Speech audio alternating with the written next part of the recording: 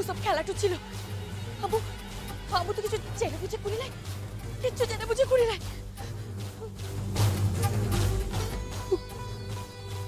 খেলার লেগে তো আবুর বার পরেরটা চলে গেছে। ওর সঙ্গে আমু শুধু একটুই সম্পর্ক। ও আমু সত্য, ও আমু সত্য। মলুয়া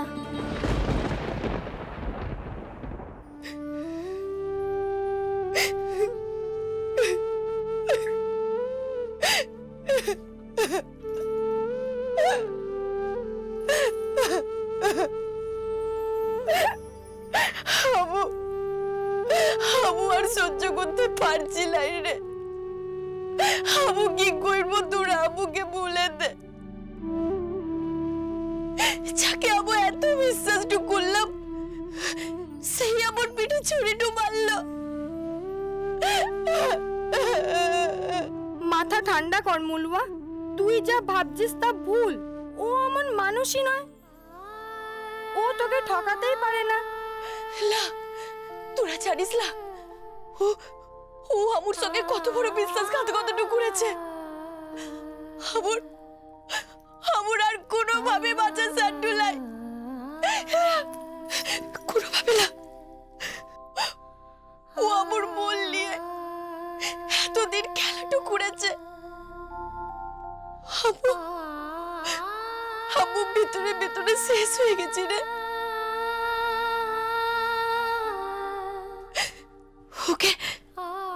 ওকে আবু হাতের কাছে পেয়েও কিচ্ছু করতে পারিলে, কিচ্ছু না। ও আবুর সব শক্তি কেড়ে নিয়েছে, সব কেড়ে নিয়েছে।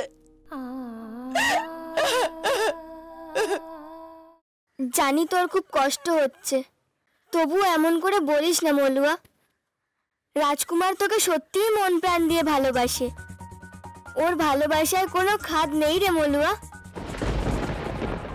রাজকুমার সূর্য কিন্তু বেদেদের কোনো ক্ষতি করতে এখানে আসেনি, তোদের সাহায্য করতেই এসেছিল মলুয়া।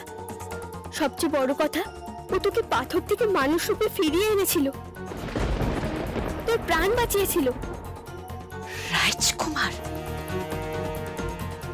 তোরা চাইলি কি করে? তোরা চাইলি কি করে?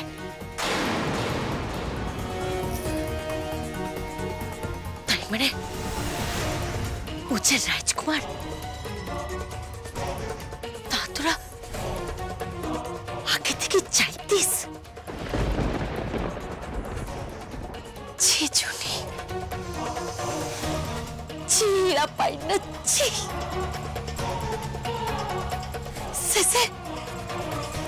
শেষে তোরা আমাকে ঠকাইলি।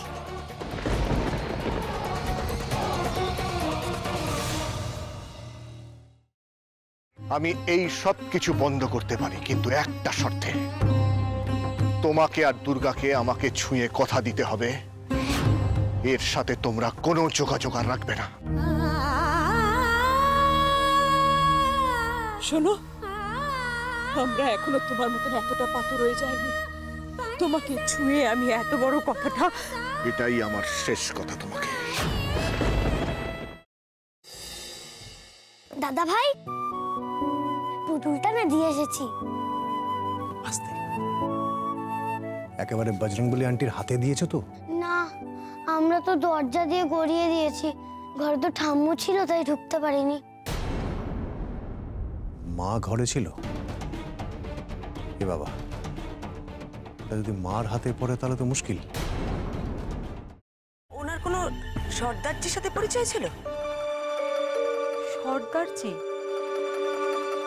না।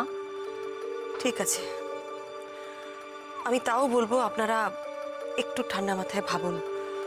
আসলে আমার জানাটা খুব দরকার। আমি তাহলে আসি, কিছু মনে পড়লে আমাকে অবশ্যই জানাবেন। আচ্ছা।